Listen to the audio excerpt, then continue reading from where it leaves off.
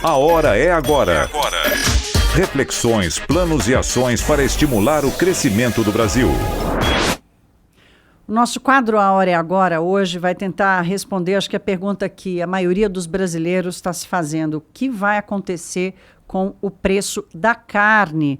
Pois é, vamos tentar buscar essa resposta conversando com a Liege Virgili, que é diretora executiva da ABIEC, Associação Brasileira das Indústrias Exportadoras de Carne. Liege, bom dia, bem-vinda aqui ao estúdio da Rádio Bandeirantes. E aí, vai baixar o preço da carne depois dessa explosão que houve no final do ano? Bom dia para você. Bom dia, obrigada.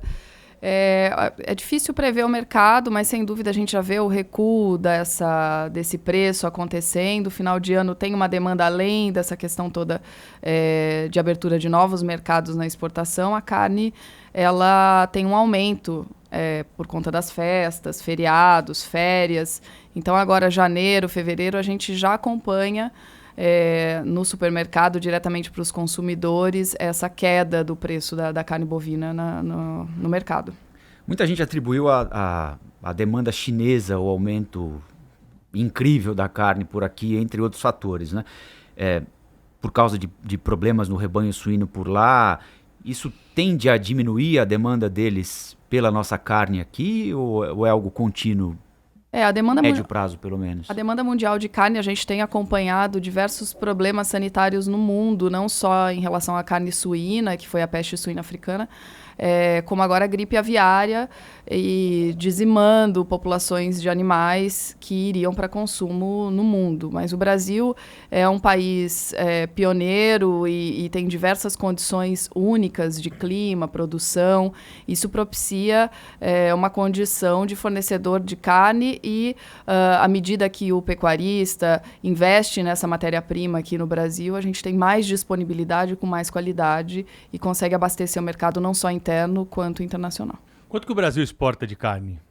A gente exportou ano passado quase 7,2 bilhões de dólares e 1,8 milhão de toneladas de carne. Quem são os maiores clientes brasileiros aí fora do... China, consolidando aí como o primeiro, depois Hong Kong, seguido de União Europeia, Egito, Chile, Estados Unidos na carne processada. Então, comparado com 2018, como foi o desempenho do ano passado? Nós aumentamos 10% e foi recorde histórico. Agora, Liege, o Brasil tem uma vantagem comparativa aí, que é a engorda no pasto, não é? Porque muitos países não têm essa condição. São obrigados a tratar o gado com ração, gado confinado, etc. E é claro, hoje inclusive, isso é bastante interessante até pelo discurso vigente, né?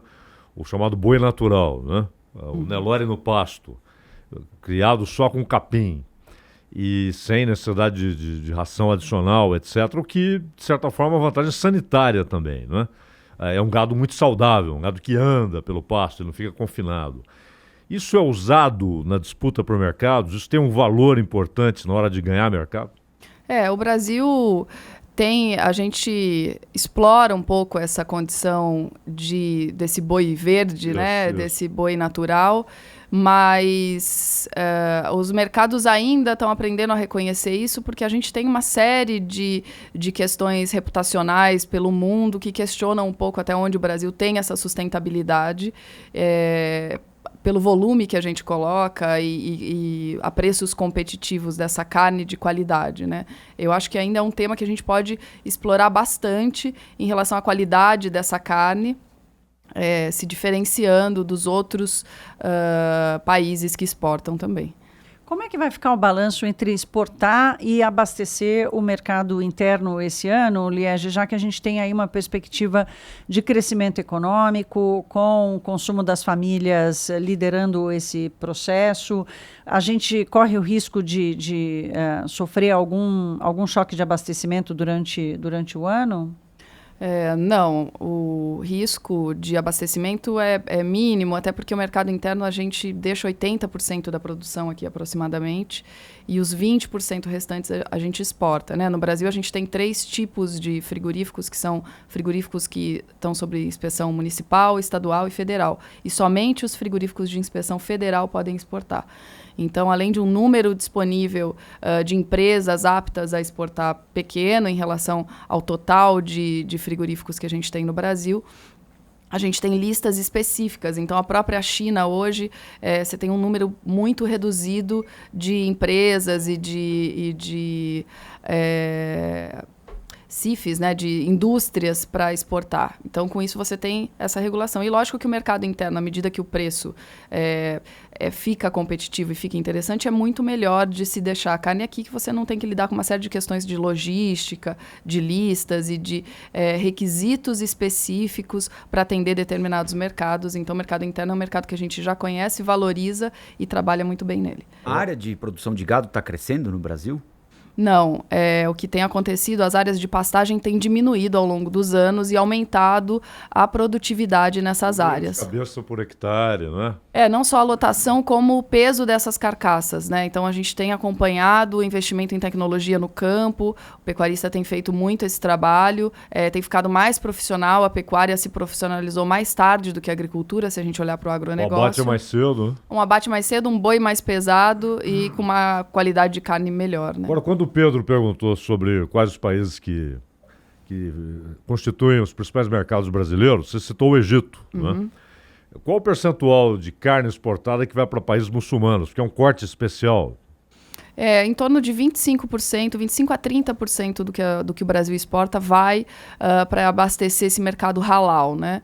Que são países com maioria muçulmana na população. E as relações políticas internacionais do Brasil mexem diretamente com esse mercado? Eu me lembro que no começo do ano passado havia um receio de que alguns países muçulmanos poderiam boicotar a carne brasileira por conta de posições de política externa do governo brasileiro. Isso chegou a amedrontar vocês? Vocês perceberam que havia de fato esse risco? Acho que a gente acaba trabalhando com 2 frentes, né? Uma delas é a comercial, que é o que acontece entre importadores e exportadores, é uma relação indústria, e tem uma outra questão que é essa relação política entre governos, muitas vezes muito relacionado ao que as notícias, a própria mídia que acaba exercendo essa função de apresentar esses cenários. A gente, óbvio, né, como exportador, as empresas sempre ficam sentindo a temperatura do mercado, até onde isso vai impactar de fato em deixar de importar a carne brasileira. O que acabou não acontecendo, as medidas, a gente não teve nenhuma perda comercial de exportar esses produtos por conta da crise política que foi gerada na época. Liege, o que vocês esperam do governo para 2020? O que o governo federal pode fazer para ajudar a indústria exportadora de carne? Bom, a gente, como eu disse, né, a gente tenta separar um pouco os 2 campos. Acho que tem um campo político, tem um campo comercial. A gente, como associação e indústria privada, né, setor privado, a gente tenta trabalhar o melhor possível o que depende do comercial. O que depende do político, a gente espera sempre esse discurso de uma economia liberal, de um mercado autorregulado. É sempre muito interessante para quem trabalha, produz. Então, o setor produtivo, a gente fica na expectativa de conseguir sempre esse incentivo de uma maneira livre para que a gente possa comercializar o nosso produto aqui e fora do Brasil. Tem um debate acontecendo agora, lá na Suíça, em Davos, e a proteção ao meio ambiente, a preocupação com a sustentabilidade das economias, dos negócios. E o Brasil está sendo muito criticado pela falta de uma política ambiental, enfim, todos os tropeços e atropelos que a gente assistiu nesse último ano. Liege, como é que a pecuária brasileira se apresenta para o mundo e consegue se defender ou se separar dessa confusão sobre a percepção de uma falta de política ambiental do governo? A gente tem insistido bastante em separar o que é produtor rural, empresário, pecuarista, daquilo que a gente vê que é grilagem de terra, que é crime e que são pessoas que não compactuam com esse setor produtivo. Hoje no Brasil, principalmente em relação à ocupação territorial, o que acontece é que, num primeiro momento, você tem um desmatamento para uma especulação fundiária e, na sequência, a primeira cultura a ser plantada ali acaba sendo o pasto, que é uma cultura mais simples de ser implementada. E, na sequência, o boi, e isso é atribuído à pecuária. Então, hoje a gente tem trabalhado em diversas campanhas junto a outras entidades. Uma delas que a gente lançou já na Climate Week ano passado foi em relação a Seja Legal com a Amazônia. Então, para que a gente consiga implementar políticas públicas de legalidade de terra, especulação fundiária, para separar aquilo que é o setor produtivo, que é o agronegócio, do que é a especulação, do que é a grilagem de terra, que é ilegal e tem que ser inibido. Agora, é muito difícil, assim como a gente colocou, como que a gente mostra para o mundo que a nossa carne é sustentável, que a nossa carne é de qualidade. Contamina o negócio de vocês? A imagem fica misturada, então é muito difícil a gente conseguir separar, porque eu acho que nem mesmo para nós mesmos aqui no Brasil, o consumidor brasileiro também tem muitas dúvidas em relação até onde, qual é a diferença, né? Então, a gente tem trabalhado bastante nessa agenda para separar e para inibir e ajudar o governo federal a atuar de fato nesses problemas. Porque um vacilo pode nos provocar um prejuízo difícil de ser reparado. Tem um monte de gente aí, concorrente, esperando um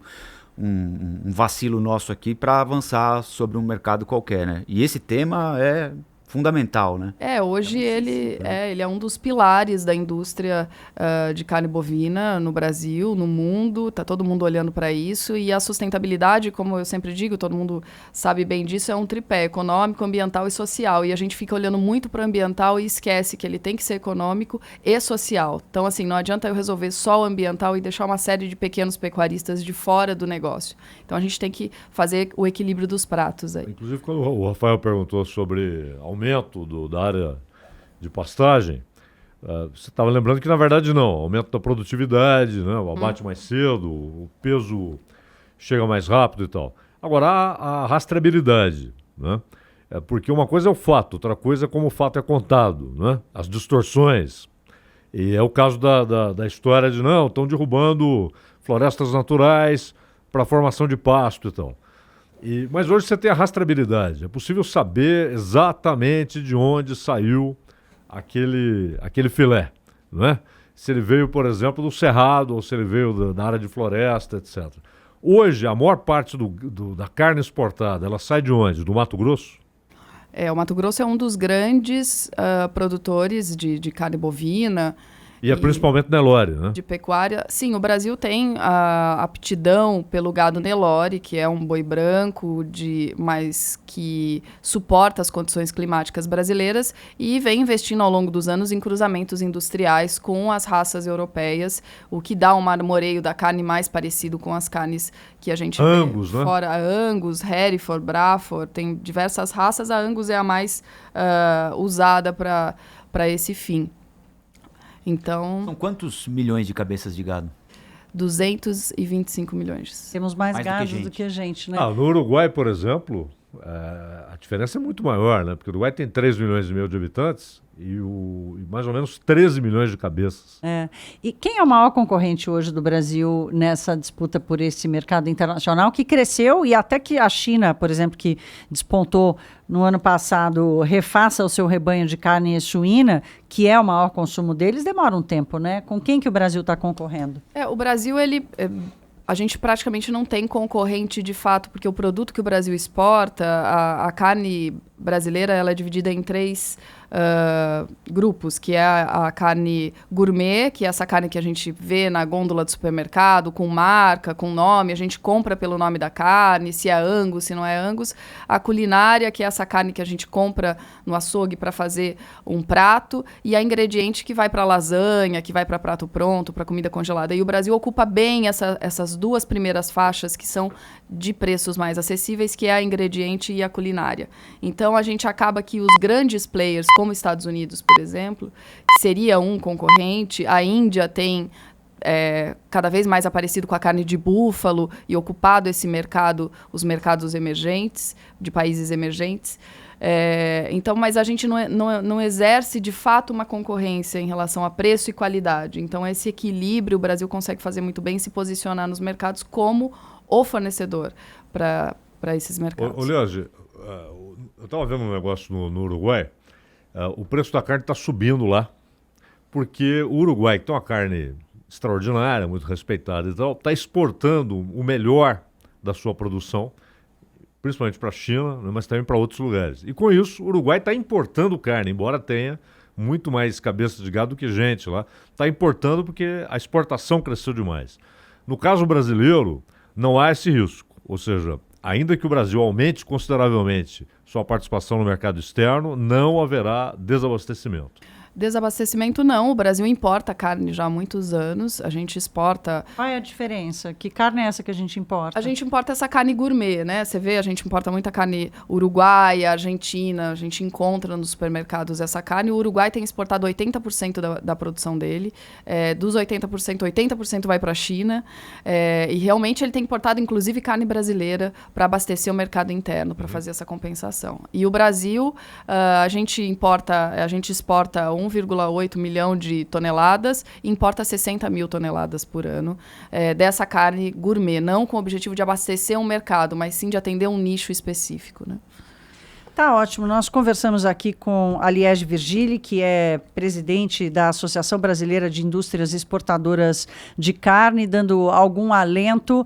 Dificilmente o preço vai voltar para o que era, mas subir de novo com a explosão que teve, não, né, Liege? Rapidamente. Rapidamente, nesse momento, a gente não acredita nessa explosão de preço. Que ótimo. Muito obrigada, então, pela sua participação aqui. Um bom dia para você. Obrigada, bom dia.